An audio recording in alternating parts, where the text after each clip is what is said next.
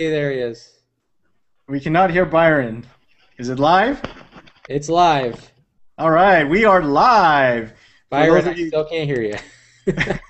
we're having a little bit of technical difficulty, so we apologize. It seems like we always have technical difficulties right before we launch. You probably are looking at not so familiar faces right now. I'd like to introduce two new members. One of them you probably already know, Demir Frank. He's actually one of our new bloggers at the Droid Effect.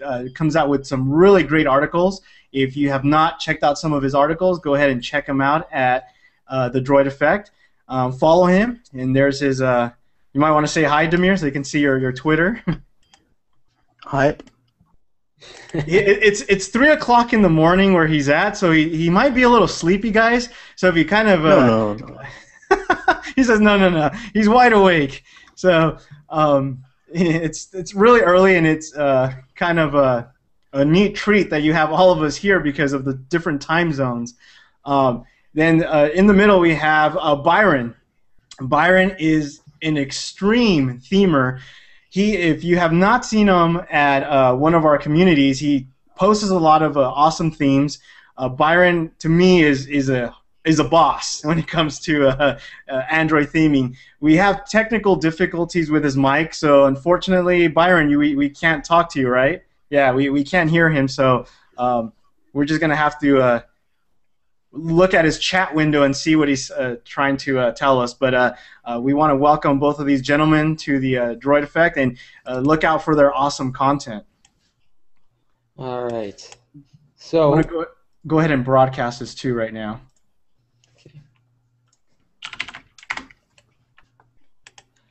Sorry for the delays, guys. We just want everybody to know what's going on. Then in the middle we have Byron. Byron is in. Where's that coming from? I went to our YouTube page because I'm going to be looking at comments on YouTube. Anybody who wants to ask a question or comment or ask us anything, you can comment in the comment section of the YouTube channel. I have posted that on the Droid Effect Google Plus page, so you can go to that. So any questions, I'd appreciate it there. It makes it a little bit easier for us to answer them. So there we go. All right. Twitter and Google Plus. So if you guys want to ask me questions, you can look at Wicked for you to see. And also Demir will probably be taking some questions too. All right. So let's start off with what's going on this whole week in the tech world. We have the Google edition HTC1 was really huge. Demir, give us your thoughts on that. Don't know where to start, but I first want to say it's Google Edition. That's one thing I don't like to hear, this whole Google Edition, because it's just weird. And today I even heard Nexus experience, and it's no Nexus experience at all, because Nexus is hardware and software. And I think what they are doing with the S4 and the HTC1 is a good idea, but I'm not really sure what they are trying to get of it. Right. What do you think, Brian? Well, it's kind of like the answer to what a lot of people wanted. A lot of people wanted a really high-end Nexus device. What we weren't really expecting was a Google Experience device on already existing phones. I know for me personally, being able to pick up a phone and then put stock Android on it straight from Google and have access to Google's updates is kind of like a dream come true, right? But the big hurdle that people are running into is the cost, because this doesn't go towards carrier phones. It only goes towards the unlocked phones you get from the Play Store. Well, they're $450, $400 more expensive than the $200 subsidized phone you get from the carriers. So it's a lot of money to buy a phone just to get, a pure Android experience when you can just flash a ROM that gives you the same thing for, hundreds of dollars less. But what about the people saying, you know, when they're like, for example, the Galaxy S4, when it first came out, everybody was saying, "Oh, what a great phone!" But only if it was running pure Android. Only if it was running pure Android. That's all you heard. If it was pure Android, it would be, you know, screw TouchWiz. So what about when you start hearing comments like that? So basically, Google said, "Here's what everybody wants," but now it just seems like you have two sides. You have the people that are probably like Demir, don't like it, and then you have the people like myself. I don't like it. Well, I guess. Well, you just said you don't. Oh, go ahead. I'm sorry. Go ahead. No, it's the problem. You say a lot of people ask for it, but what is a lot? I think they won't sell more than 100 or 200,000. That's not a lot. Oh, because I don't know. The mainstream doesn't even know what stock Android is. If I go in a store and look, nobody cares for stock or sense. This is you hear this in the blogs and on the tech sites, but not outside of that.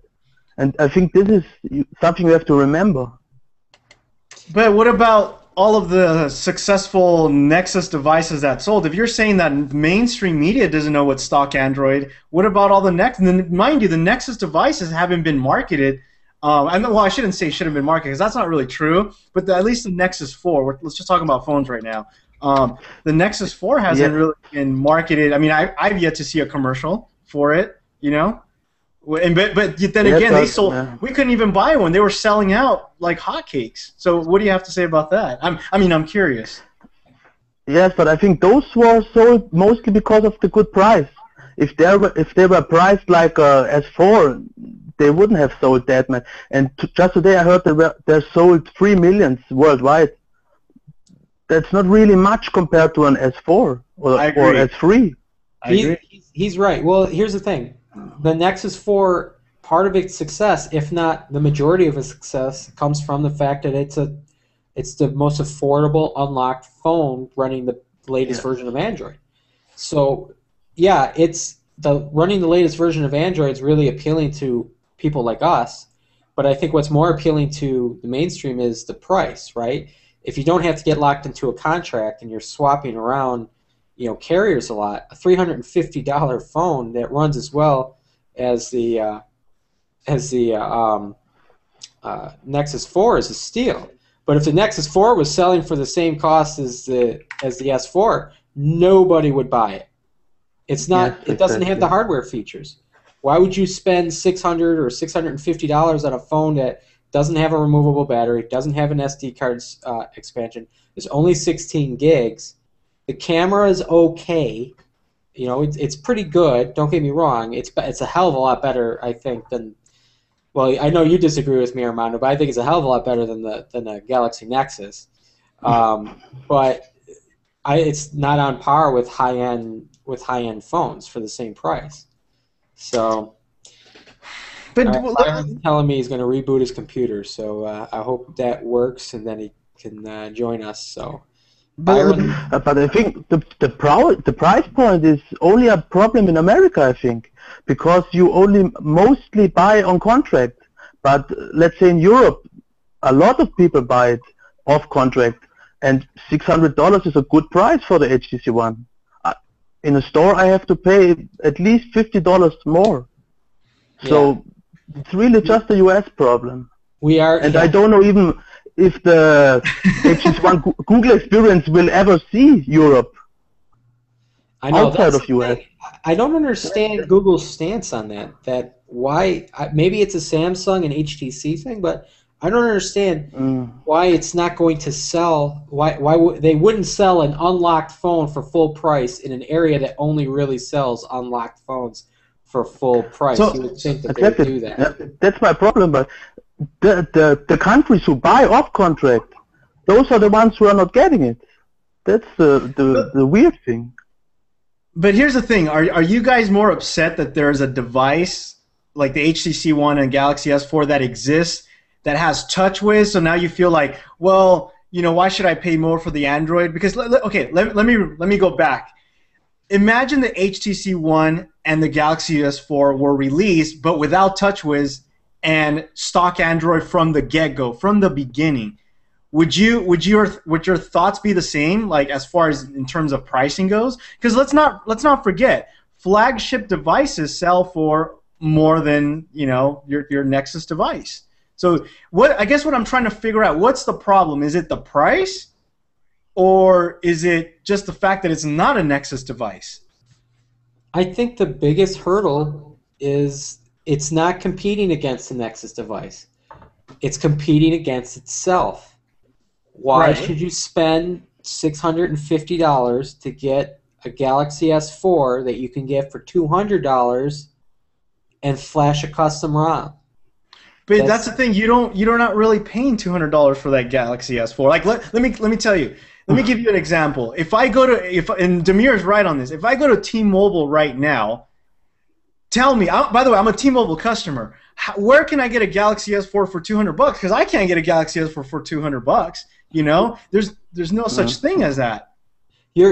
That's true, but if let's say you're a Verizon fan. Whoa, hold on! You just said Verizon. You said bigger. Now your market just went like this. Well, Verizon and AT&T have the largest market share in the United States. T-Mobile is a very, very distant fourth.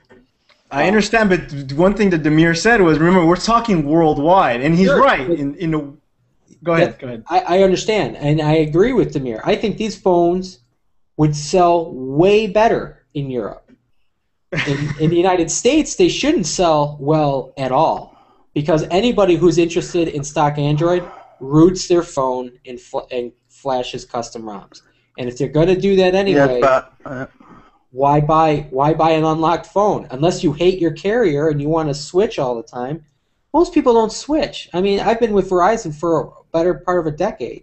I'm only now considering a switch just because I don't like the phones on Verizon. Not that I don't like the service that much. So, I mean, the whole idea of getting something unlocked, people buy unlocked phones and they never switch their carrier anyway. So what difference does it make? Go ahead, Demir. Sorry to cut you off. What I was thinking, because the problem of if I buy S4, I want all the features. Not particularly me, but if I buy a Google experience, I lose a lot of all the stuff. I lose the air swipe, I lose the camera features. Why should I buy the same amount of money for a device with half the features? But that's like me saying, if I get an iPhone, I'm going to lose all the features. I mean, I think every phone has its own, let's just say, personality. By the way, I could say the same thing. If I have it, let's just say I own a Galaxy S4, and my buddy shows me an HTC One, and then I go, oh my gosh, I love the HTC One, the boom sound, and I end up buying the HTC One, and then I'm like, hey, where's my AirView? I lost all my features. Do you see what I mean? Is that really relevant? I don't know. It is, because you could still get all the features of stock Android with TouchWiz. You could play around with TouchWiz, realize if you like it or not, and flash stock Android on it. So I mean, but you can't flash TouchWiz features on these Google Experience or Google Edition or whatever you want to call them devices. So your options are more limited. So I think it'll be nice because it'll be easier to root. I'm sure the development community is going to be huge for these, but in the end, what exactly is the benefit? Well, I'll tell you one thing. Whether, for me at least, and there are many people that are not with Verizon, if I bought an HTC One, whether it's the original version or the Google Experience, I'm going to pay the same amount of money, because there's no such thing as like one's going to be cheaper than the other. So the question is, do I buy the one that has Sense and all of the features? Now here's something to think about and consider.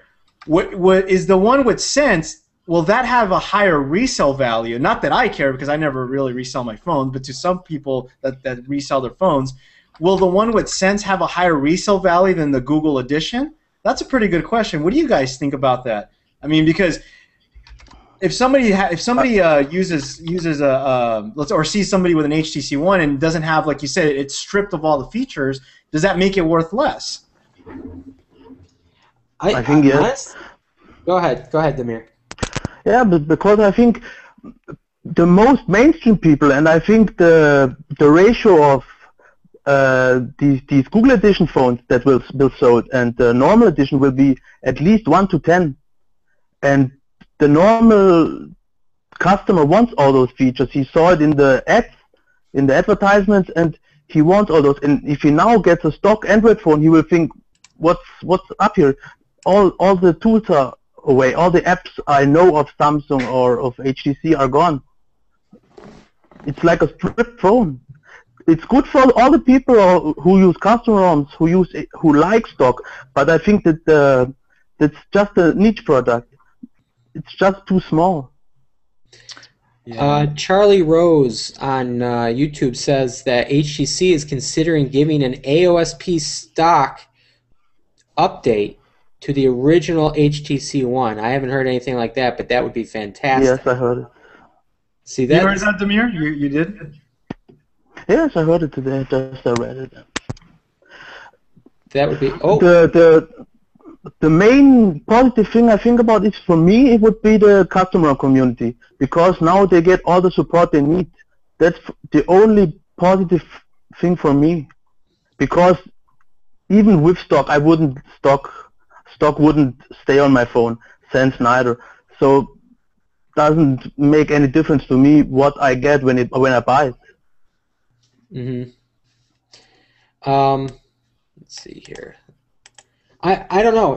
To me, it's tough, because if you're happy with your carrier, and your carrier is AT&T or Verizon, you're not if you buy a phone unlocked, your bill doesn't go down, not to my knowledge.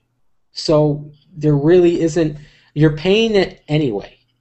So if you're going to pay it anyway, then what difference does it make if you're locked or not? I guess that's my question.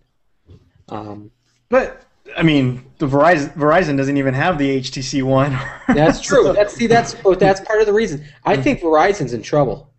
Honestly, they've got one good phone right now, and that's Galaxy S4. The Galaxy S4. That's it. I think we don't know if Motorola's X phone is going to be on Verizon. Right now, it's the HTC the Droid DNA, right? That's the which problem. Is the Butterfly, and the Galaxy S4. Those are really your only two options. I mean, the Motorola Razr is really showing its age. It's now let me ask you, since you said the Motorola, you brought up Motorola. If the Motorola X, let's just call it X because they've sort of confirmed that already. Let's just say if it comes out, later this, down the year, let's say in October, and it ships with stock Android, and it's considered a Google, edition phone, and it costs the same amount as the HTC One. Do you think people are going to have a fit about that because it came stock with, or what are your thoughts on that? You see, that's what I'm trying to say. I think the reason why people have those mixed feelings is because when the HTC One came out and the Galaxy S4 came out, they came out with Sense and TouchWiz. But if the Motorola X comes out with stock Android off the gate, is it just going to be like the best freaking device? Well, I think being part of Google, right, that's people will be more likely to go to that phone because Google owns Motorola. So they're thinking, if Google owns Motorola and Motorola puts out their own Google edition phone right out of the gate, that it's probably going to be supported by Google for a long time. Not to mention, if the X phone, let's say the X phone actually gets carrier support, and it's possible because Motorola, they always, all their phones have some sort of carrier support, right? I mean, they've always been a carrier-branded phone manufacturer. So if they can somehow find a way to get Verizon off their back, don't load it with bloatware, give a stock Android experience at a $200 or $300 subsidized price, that phone's going to sell like hotcakes. If it's got top-line hardware, a good camera, it doesn't have to be a Galaxy S4 level camera, but if it's a really good camera, I can't see it failing. Plus, and I know this may not mean anything to our foreign watchers, or maybe you, Demir, but it's going to be assembled here in the United States. So that's a big thing for me, even though No, not all no, the parts are coming that here. But that's a big thing for me to see a phone actually made in the United States. Yeah, that is pretty good, and yeah, it looks to be a great marketing point for them. And otherwise, they wouldn't. That's the first thing they announced, that it's built in the US. So that's huge for them too. yeah, I think that's going to be huge. Yeah, right now it's just still a bunch of rumors of specs, so I'll be excited to see when we get more details on that. That's going to be a very interesting phone, I think. Mm-hmm. All right. So, I mean, if we have an HTC, a Samsung, an LG, and a Motorola Nexus device, Google Experience devices, all running. I think Demir wants to punch you, by the way. I know, I keep saying Nexus. Every time you say that, I can see him kind of like swinging back, and if you can just reach around and. He's like, man, I wish I could shoot this guy. Those phones are no Nexus phones. That's the big part. But let me ask you this. Maybe not the HTC or the Samsung, but the Motorola phone. If that phone has soft keys, basically all the features of a Nexus phone, but it was made with better hardware and was guaranteed Google updates, basically to be treated exactly the same as the Nexus device. That means letting developers have all the tools they need to develop for that phone, but it's a higher end device. Would it still not be considered a Nexus device just because it's cheaper or more expensive? I think yes.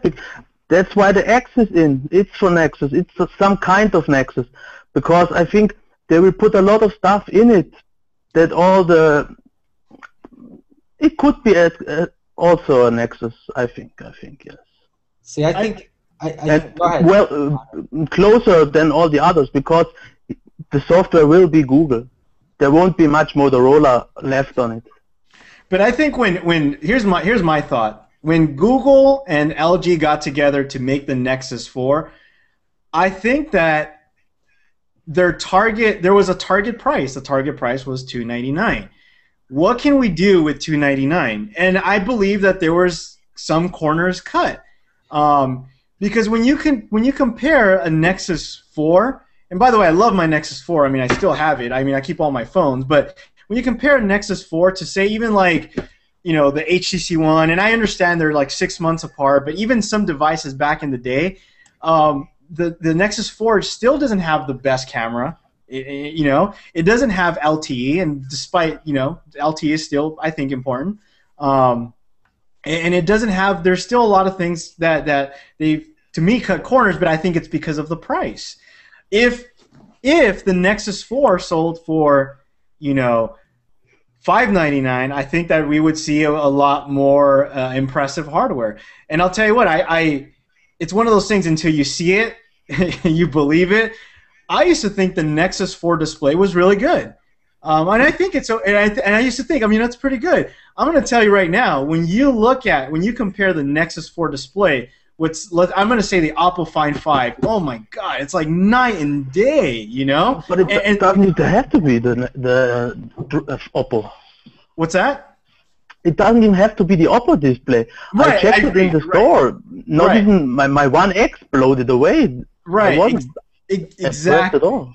Exactly, I agree with you. So that's what I mean, and I think and I think it all comes down to the display, because the display is what you look at every freaking day. The display display and camera have to be one of the most important things, because at least for me, I have a daughter. I love to take pictures, and I want to make sure that those pictures come out awesome. So the display is something you look at every day. So when you look at the Nexus 4's display, like I said, when I first got it, I just think it was great. But when you look at the other devices, and it's not because I jumped off the Nexus 4 bandwagon that I'm if you want to say talking smack about it, but it's pretty bad, and when I mean pretty bad, it's $299 bad.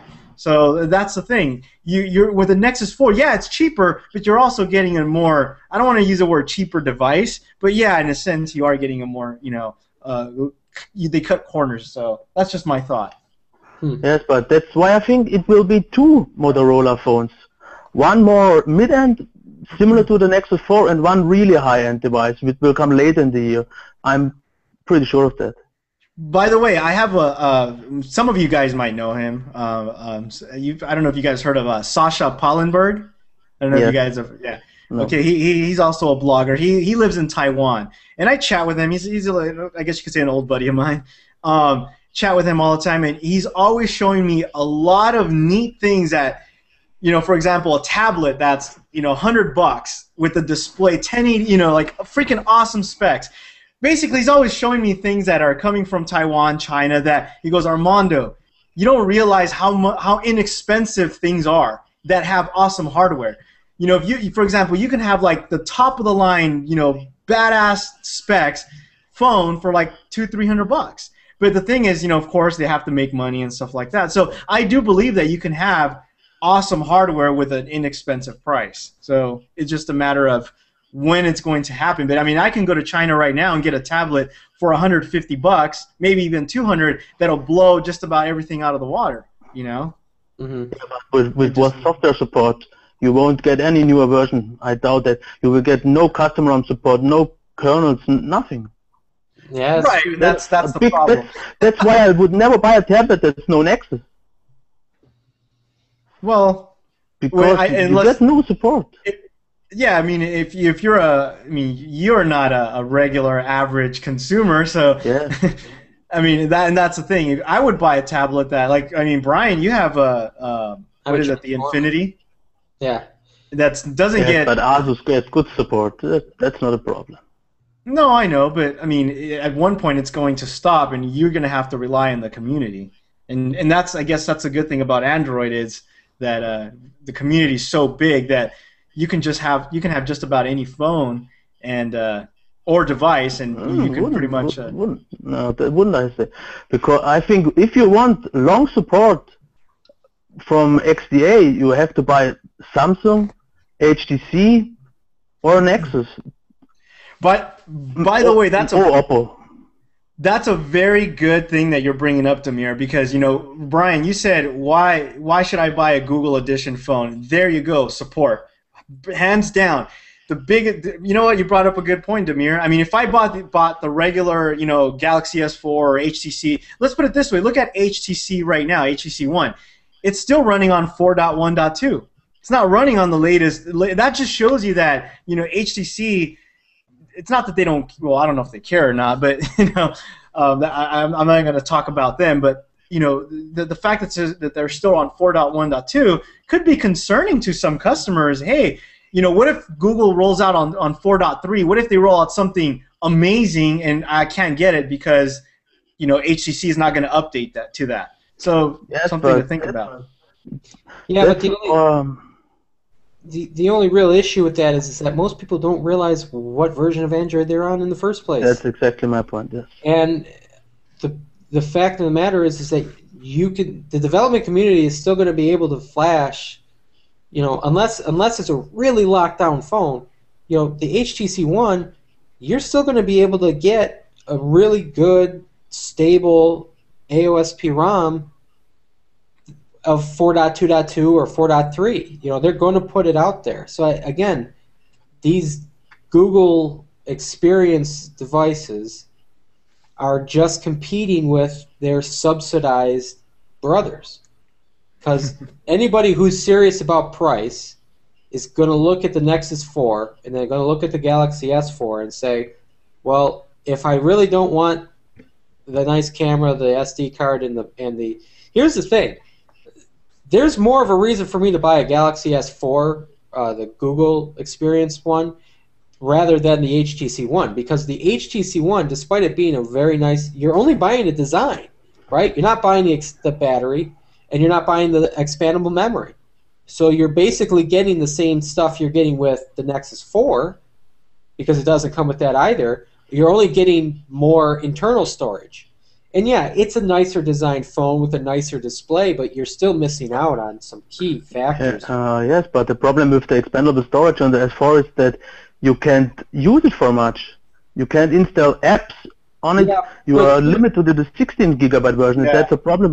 yeah, but That, here's the thing though. The biggest memory hog is media.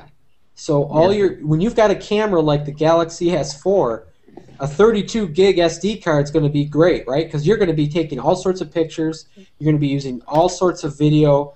Those are all going to get stored. Those take up so much space. If you put yes, I all agree. of But, your but what's with games? Put Yeah. yeah, the three game or is that is a problem because a lot of that's the problem. There are 2 or 3 gigabytes nowadays. yeah, that's a huge issue. Anything that requires you to download. See, here's the thing. Google doesn't allow a 2 gigabyte game to be on the Play Store, from what I understand. But what you have to do is you have to download separate files after you download the game to play it, right? So that's how they Yes. get around that. Those files, I agree with you. Those files should be able to be transferred to either internal or external storage.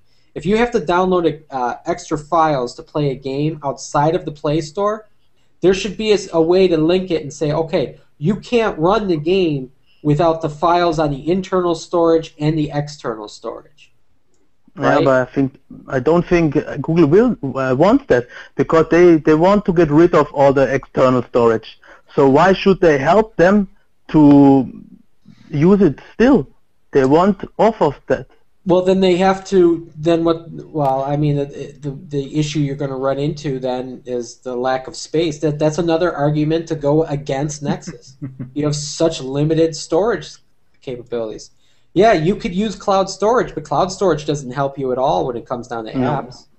So I mean, it comes down to for me, it doesn't make sense not to have an external SD card because if it's a developer's phone, nothing works better than having an SD card to be able to save your backups to, right? I mean, it's all local right there, and you could swap it back and forth between other Nexus devices. I don't understand why Google. I mean, if Google raised the price $50 and threw in an SD card, do you think anybody would care? No. They'd buy a $400 Nexus 4 if it came with expandable storage. I'd do it. I mean, this was one of their biggest issues or mistakes they made, getting rid of the external storage. Yep. Everybody bashed it and they didn't care. They just abandoned it. It was wrong in my idea. That's why. Yeah, their reasoning was really weak, and I know completely weak. Yes. Yeah, it was really weak, and they even said one of their biggest things was it causes customer confusion. That's BS. How many Galaxy S owner or Galaxy S3 owners are confused with the SD? Come on, there's millions of them out there. Let's put it this way: if it really caused confusion, do you think Samsung would have came out with Galaxy S4 without SD? Because our customers are confused. That's a bunch of BS. And I agree. I think Google really screwed up on that one. They especially the fact that some of the previous Nexus devices had SD storage, and I think it's important. I think it's very important. As a matter of fact, I'm trying to see right now how much storage I've used on my Nexus 4 right now, because I know that even though I have the here it is. Yes, but I have a 32 gigabyte 1X, and I have to delete things all the time because of all my music that I have on it. My backups, my Android backups and everything. I don't know if you guys... Right. I don't even know if you guys can see this. I have the 16 gigabyte Nexus 4. It has a 12.92, but I have 4.55 available. I don't know if you guys can... Hold on. I think I got to go this way. 16, no chance. Yeah, this is... 4.54 gigabytes available left on my 16 gig. I don't know. I can't see it from there. Brian, what's it, Brian? I was gonna call you Brian. Byron. I don't know. You're a themer, so you probably use up a lot of. You probably. By the way, if you guys have not seen Byron's themes, make sure you check it out. I'm gonna send that tweet on the community page. So if you guys have not seen some of his themes are awesome. You're going to be seeing a lot of Byron's work on the Droid Effect. He's going to have a dedicated theming section. he does. If you like my themes, you're gonna love his themes. His themes are just amazing. By the way, Demir, have you seen some of Byron's themes? Yes, sir. His stuff. I'm not a heavy fever, but they look good. Yes. Yeah, they're pretty amazing. When we spoke with Byron, he goes to sleep and he's still theming in his head. You know, he's just a dedicated themer out there. So, very cool stuff. So, and yeah, to talk about the theming, we are Armando. How's the superhero contest going? Amazing. You guys have submitted. I probably have close to about 100 submissions already, which I was shocked because the minute I posted that, I kid you not, I had a couple of submissions probably within a couple of hours of that blog post. And I think a lot of it had to do, some of you that saw the YouTube video of the theming video kind of were already preparing for it. So yeah, it's been really good. So it's going to be a very tough choice to decide who should win. I don't know. We're gonna have to see. I'm gonna have to meet up with you guys and help me decide a winner because it's gonna be tough. We're definitely gonna have to argue on that one. Who should win the #1 prize, which is a phone, Oppo Find 5, Galaxy S4, HTC One. Man, I want a new phone. What the hell? But no Google edition. No Google. Yeah, you can't get the Google edition. No, if you want the Google edition, that's fine. It doesn't matter. Fair is fair, right? It's gonna cost the same anyway, so it doesn't make a difference. Exactly, it really doesn't make a difference since Yeah, you're getting it unlocked. So. Yeah. So, what else is going on in the world of Android? I have some exciting news. What's that? For those of you that, what's that? Yeah. I think I have some exciting news. For those of you watching live right now, I guess you're going to get a sneak peek of what's coming next week. Hopefully next week, if I can put this video together. Check this out. Give me a second. Let's see if you guys can see this. Turn on office light. Affirmative. Turning on office light. Okay. Is that cool? Turn off office light. Affirmative. Turning off office light. So next week I'm going to be doing a lot of home automation video. It's just not about lights. It's going to be like a whole bunch of stuff. Basically turning your house into a boss. It's going to be pretty amazing stuff that it's going to be awesome. So you guys take a look at that for those of you watching live right now. Something to look forward. It's going to make a lot of people excited that they have an Android phone. And if you don't have an Android phone, well, I don't know what to tell you. Buy an Android phone. Buy an Android phone, because after you see this video, you're going to be like, damn, I want to be able to do that with my house. So I wrote an article and it caused somewhat of a debate with some of the people I shared that saw it on Google Plus, which was the 5 most influential phones in Android. A lot of people agreed. Some people didn't agree. I did get into discussion over why I didn't. There were two phones that I didn't include in the top 5. Galaxy Nexus. It was the Galaxy Nexus and the Galaxy Note series.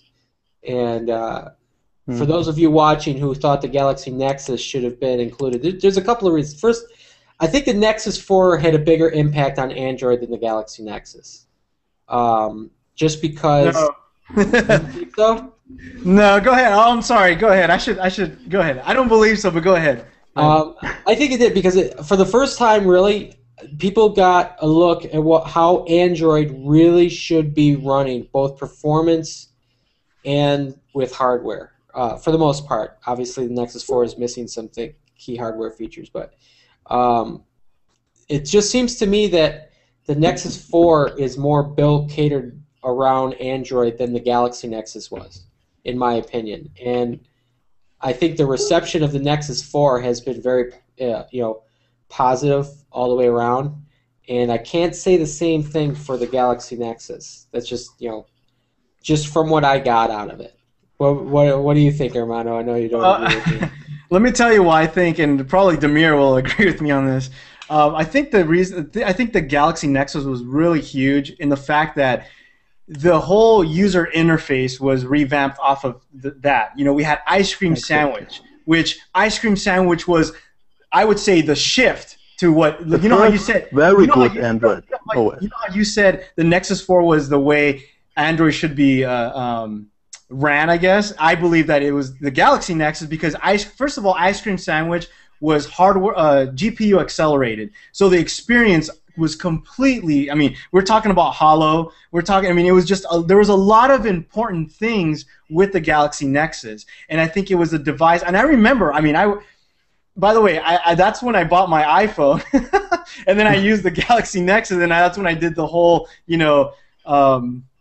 the truth about Android and the Apple. But yeah, I think the Galaxy Nexus was very important because when you look at the Nexus 4, it wasn't really a huge change compared to the Galaxy Nexus. To me, it was more of an incremental upgrade, mainly on the hardware side. You could, as a matter of fact, you could even say that it lost features, no LTE. I mean, that was more of a negative effect, right? Also, I mean, there was a lot of things. So I think the Galaxy Nexus is very, compared to the Nexus 4, it was very important. The Nexus 4 sold more, but I don't think that was makes it more popular. I think that, I don't know, Demir, what do you think? No, I think it's exactly what you say, because the Galaxy Nexus set all the groundwork. It was the first Android phone that really run smooth, and the Nexus 4 just lived off of that. And if I look at XDA, the Galaxy Nexus has still a huge development community. Oh, sure. A lot. The Nexus 4 wouldn't be anything without the Galaxy Nexus, I think. Well, I mean, every Nexus device can do that. I mean, if you look at the difference between the Nexus S versus the Nexus 1, that's a huge difference. I mean, that's a way nicer phone. But see, I don't think that the Nexus 4 is a huge difference from the Galaxy Nexus. So do you see what I mean? You're right. I think you're right. The first Nexus 1 versus the Galaxy, was it the S or gosh, I'm having right. Sorry, Nexus X. I'm having a brain fart there. Yeah, it was a huge difference. And then the same thing when it went to the Galaxy Nexus. But even if you put what did we say, Galaxy Nexus and Nexus 4 side by side, it was like, it's almost like saying that the Galaxy S4 is huge compared to the Galaxy S3. I see the Galaxy S4 like the Nexus 4 to the Galaxy S4 to the Galaxy S3. I know I just threw like a huge twist there. I see what you're saying. Yeah, and that's. I could see that too. I just see the media impact with the Nexus 4 and how everything was covered and how popular it was and how everybody needed to have one. And the Galaxy Nexus, it didn't seem to take off. I mean, yeah, it was nice. We had the LTE model, but it got it took forever to get updates from Verizon. I'm fairly certain I'm probably never going to get past 4.2.2. If 4.3 comes out, I have no idea if Verizon's going to support it or not. But that's Verizon's fault. That's not really Google's fault. No, I know that, but that's what I'm saying. I'm not saying what phone Google put out. I'm saying what Android phone. And when you have 3 different phones, they unlock the Sprint and the Verizon version, and you get a different kind of experience with each one. I don't know. To me, when I look at the media impact, the coverage, what phone everybody was talking about, it seems to me that more people were more enamored with the Nexus 4 than with the Galaxy Nexus. That most people loved it. They saw it. It's a much more premium feeling phone in the hand than any other Nexus device before it. It has a really great display at the time. Decent camera. Yeah, it took away some features that we got with the Galaxy Nexus. No removable battery. And no LTE option if you were willing to sacrifice. And lower storage too. Don't forget. That's true. I mean, I don't know. I'll tell you just from my experience, I was way more excited about the Galaxy Nexus than the Nexus 4. As a matter of fact, I even questioned buying the Nexus 4 as, to me, it felt more of an incremental upgrade. I think the Yes, biggest but thing. that's exactly what Yeah, the go S ahead. was. The Nexus 1 is like the Nexus Galaxy Nexus, and the S is like the Nexus 4, I think, because the Nexus 1 was the first that had a huge impact, and the S was a small upgrade. And that's exactly what the Galaxy Nexus was. That was the next big step, Yeah, and the Nexus 4 built on up to that. the Nexus S was a much bigger step up from the Nexus One than the Nexus Four Yes, over the but Galaxy these were Nexus. the times where things changed very fast, much more than now. Yeah. You can't compare what was for Well, no, years I ago. understand that, and that was the purpose of my article. Was, Mm. I could have written down the Galaxy S4, but that's not an influential phone because the Galaxy S3 was the game changer, right? The Galaxy S3 is the phone that topped the iPhone. It put Samsung and Android ahead. In the media's eyes, the media's always never really cared that much about Android until Samsung's Galaxy S3 came out. With their media blitz. So that's why the Galaxy S3 made it. The other phones that I kind of, and don't get me wrong, the Galaxy Nexus would have been easily like number 6 on my list. If that list had been bigger, I would have put the Galaxy Nexus. I think, by the way, if the Galaxy Nexus had, I'll tell you what, if the Galaxy Nexus shared the body of the Nexus 4 in terms of the quality, I think that's the reason why I believe that the Galaxy Nexus, where they kind of went sour, is on the quality of the build quality. I'm talking about like the way it feels exterior, because I guarantee you, if you put the Galaxy Nexus in a Nexus 4 body, do you think people would even want to upgrade? You see what I mean? And that's my whole point. The Nexus 4 is not an influential device. I don't think it is. I don't think it is compared to the Galaxy Nexus. I think the Note. You didn't put the Note. Also, I think the Note is an influential device. Well, I disagree there because the Note didn't. Here's what the Note. There's other phone manufacturers who are making phablet kind of devices. LG just came out with one, and I think Oppo is actually coming out with a large display phone. But honestly, what are you going to buy? If you're going to buy a 5.5-inch or greater phone, what phone do you think 99 out of 100 people are going to buy? They're going to buy the Galaxy Note because no other manufacturer has come up with a phone that really competes with it. And that, to me, when you corner one part of the market and you don't drive, and other manufacturers can't seem to drive any more demand for their products off of what you've designed, then it's not really influential. It's because they found a niche. Right? They didn't change how Android operates. They didn't change necessarily the game. They found a niche that some people really like really big phones. But did they really change the Android ecosystem as a whole? And I got to say no, because if you look at phones like the Evo 4G, right? When that phone came out, some people were like, that phone is way too big. There's no way anybody would want that phone. And it was like, what, 4.5 inches, 4.2. It was 4.2 inches or something. Right. I mean, yeah, that was a huge phone for the day. Now you look at a 4.2-inch phone, it's like what? Little baby. It looks like a baby. It's right? an iPhone. Yeah, exactly. You look at that phone. That's an influential phone because everybody on Sprint, almost everybody I know who had Sprint that wanted an Android phone, got the Evo 3G or 4G. They all got it. And then everybody else's phone, the screen started getting much bigger, right? Because of the popularity of that. But I don't see that happening with the Note because there's a certain point in which the bigger you get, the less people are going to want to buy it, right? And now the Note's very successful. They sold 5 million phones. Nobody gave the Note a chance, right? When the first Note came out, they're like, nobody's going to want the Note. It's way too big. Why would you want to carry this big thing next to your face?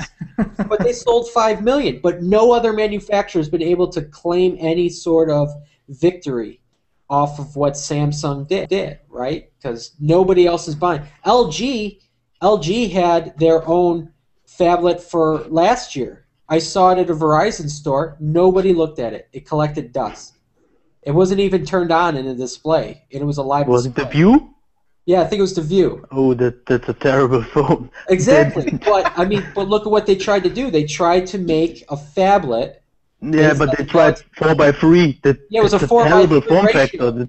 You see what they tried to do? They tried to make Ridiculous. their own version. They tried But you don't think? Let me ask you. You don't think that Samsung, like you use who? I don't know if it was you, Brian, or you, Demir, that said that Oppo's coming out with a phablet. I guess. I did. What's that? 5.5. Yeah. Okay. Yeah. So you don't think that I'm the only reason why I'm bringing up Oppo is because you said them. You don't think that it's going to start the Note is going to start paving the road for the phablet? In other words, the Note was an influential device because it actually it basically created a market A for new form phablet. factor. Yeah, and I think that's Exactly, what They're the only ones taking advantage of it. yeah, but Even though Oppo's making one, Oppo's probably won't be successful. but that's like saying Yes, but that's like Sony saying, tries it. HTC will come with one. A lot of people will come with a phablet, I think. But Yeah, that's like saying that. But that's like saying that the iPhone wasn't influential because it created the smartphone. It paved the road for smartphone, and they were the only ones capitalizing at one point. You know what? The Galaxy S, or excuse me, the Galaxy Note is. You're right. They're probably the only ones capitalizing on it right now a lot. But they're smart. They actually created a market. Because I'll tell you what. If you take the Note away, do you really think phablets would be in right now? I don't know. Ask yourself that. But if you're the only game in town in the pool of Android that's developing a successful product, is that an influential product on the Android ecosystem? Well, niche. Yes and no. Yes, but the others just started to do them. Exactly. I was going to say. Samsung has the lead. They have 2 years in front of all the others. Well, the Galaxy That's the they're going main on the third generation of the Galaxy Note. I mean, it's not like this product is brand new. The idea when the Galaxy Note came out, it was very popular. Then the Galaxy Note 2 came out, and it was even more popular. And I think you're going to see more Android manufacturers start making phablets, but there's going to have to be a phone that really rivals the Galaxy Note and really opens up and says, okay, you can have people buying different phones of this size, right? And then I could see, it had an influence on Android as a whole because all these other manufacturers have jumped on board, and a lot of people are trying out different size phones, But right now, as it stands, if you want a 5.5-inch or bigger phone, chances are you're going for a Galaxy Note because no other phone has the S Pen. Right? No other phone has the types of features that you get with TouchWiz.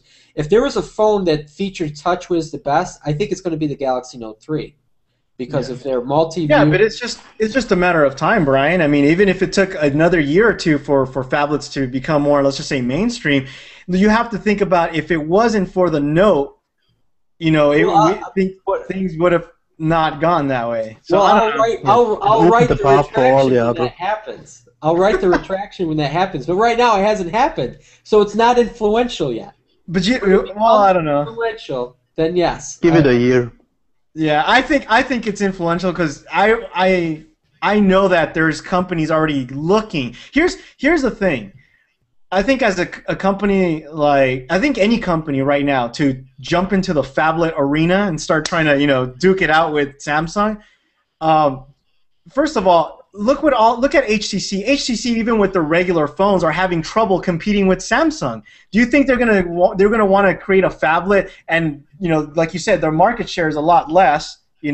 So it's a risky business. But nonetheless, it's still an influential device in the sense that it's already created a road that or it's already paved the road of a device that people want. Yes, but even HTC now plans to do a phablet, and Sony. And why would they do that if they wouldn't see anything out of it?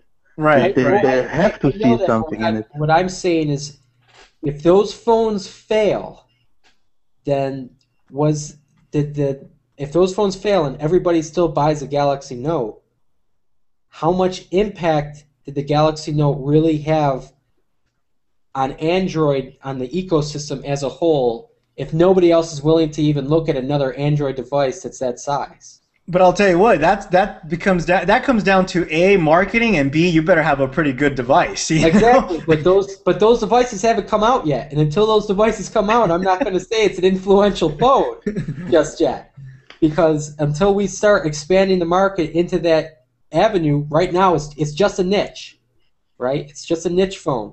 That makes sense. Yes, You know, but how can it be a niche phone if it's better sold than the HTC One?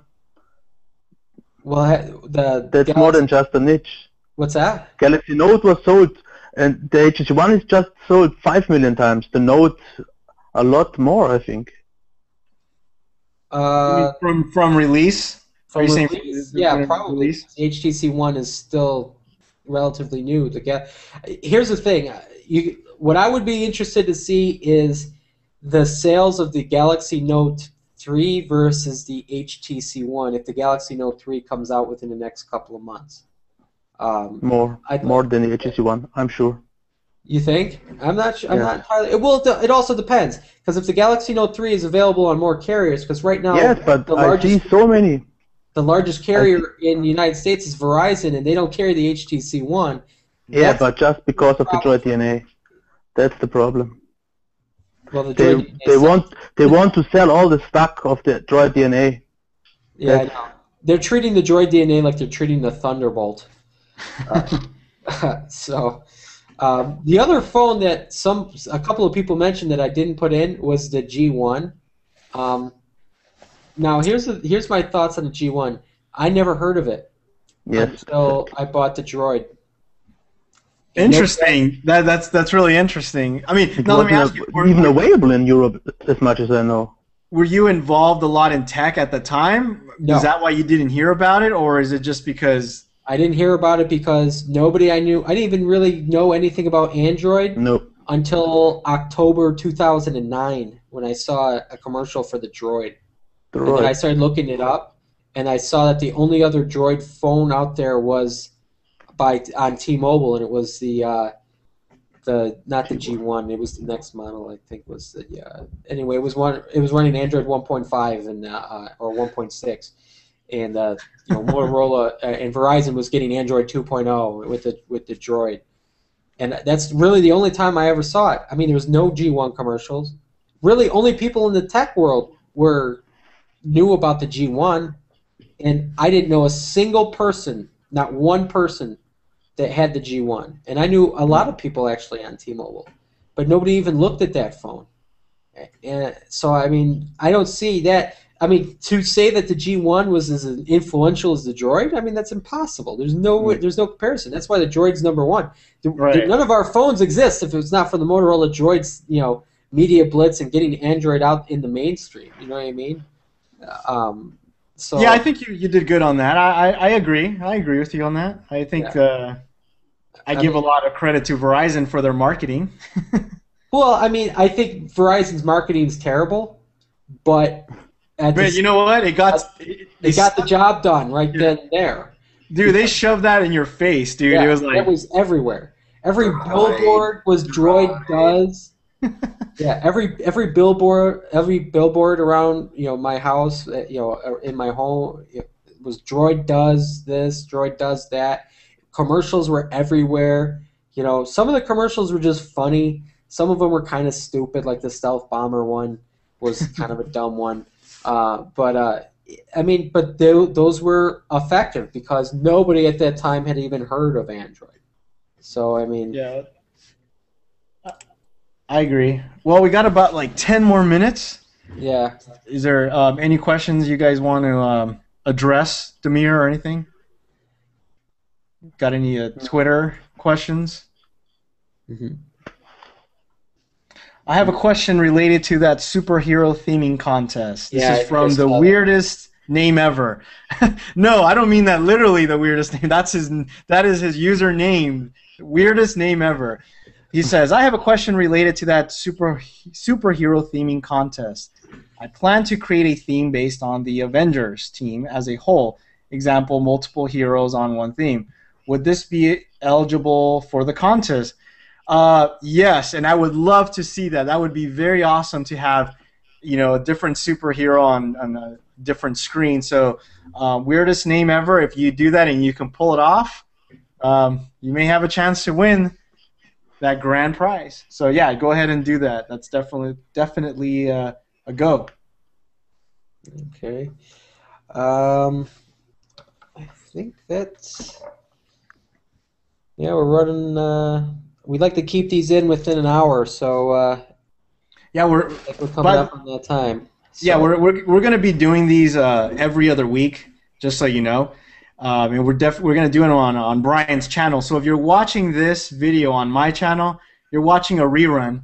So if you're posting questions, it's not live. And hopefully Demir and Byron can join us. Byron, I hope you can get that microphone fixed next time. We wanted to have you introduce yourself and say a couple of words. But yeah, Byron's going to be doing some themes, so keep an eye on him. And of course, Demir puts out some great articles, so make sure you follow him. And if you want to shout out, I can't see your Twitter from here, so what's your Twitter, Demir, if you guys want to follow him on Twitter? It's just Nimbug, Nimbug. It looks blurry on my end, so I apologize. But yeah, so follow Demir on Twitter if you want to pick his brain. Yeah, I don't post much on Twitter. Mostly on G+. Okay, so what's your G+? So I guess we'll leave those links down below on the description. But yeah, so if you guys tuned in, just if you guys watched the show, thanks for tuning in, and we'll hopefully have a lot of more great stuff, and be on the lookout for Brian's new video. Should be hopefully coming out soon. I will be doing. That's right. I will be doing video reviews shortly. My first review will actually be on the camera that I bought to do the reviews. So that'll be to let you guys know what I'm using. Armando showed me a really good mic to use. I'm actually using it right now. So if you're listening to me right now, I'm using a special mic. It's the Zoom H1. I don't know if you can see that. There it is. Sound quality is pretty good, although I'm moving it around now, so you're probably hearing something. I will be doing a review of the camera and the microphone, and hopefully we'll be doing another device review. I will not. That's as far as I'm going to go. I'll let you guys think. It'll be my first Android device review. Hopefully really soon. See where that goes, and the more success I have with that, the more reviews we'll get. So again, it'll be posted on the droideffect.com website, and we'll still be posting articles. Demir's articles will be posted. Byron's themes are going to start to get posted on the Droid Effect with tutorials on how to do those themes. So we're really starting to expand the site, guys. We do listen to your input on what you guys want to see, and we're trying really hard to give you everything that you guys want. So stay tuned. Changes are coming. So I think that's going to be it. There's one thing I wanted to ask you. Yes. About the new section. You didn't want to post news because every other one does it already 50 times. And that's why I thought about if you do news, but not without any personal comment. You get what I mean? I see what you're saying. Talking about current events and everything. It doesn't have to be everything like the other sites, but the important things of the week, and not without any personal comments, so you can discuss about it. But because I see most just copy and paste, and that's it. But they don't have anything to say about it. And that's what I mean. I think what we could do is maybe not do it like every day, but maybe the news of the week, right? The top stories in Android of the week, and we'll talk about that and see what people think. I wouldn't be opposed to doing that.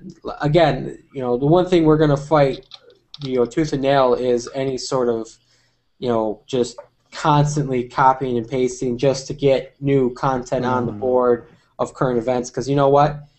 We don't have the leads like Engadget, The Verge, all these other, we don't have people going out there and grabbing the stories. We're going to rely on them. And the worst part is like the Verge will rely on Engadget will rely on Verge or whatever. So yeah. And the good thing is Demir, he's not here in the States, so he gives us all of our European news. Yeah. So it's always nice because they different markets. So it's always nice to get an opinion from the other side. So it's really cool. I love reading your articles, Demir. So thank you for contributing and being a part of here. So yeah, that's pretty much it. So. Okay. All right. Well, see us in 2 weeks. Hopefully, everybody's here and we'll get everything going. I'm done. So. All right, guys. Adios. Good night. All right. Bye.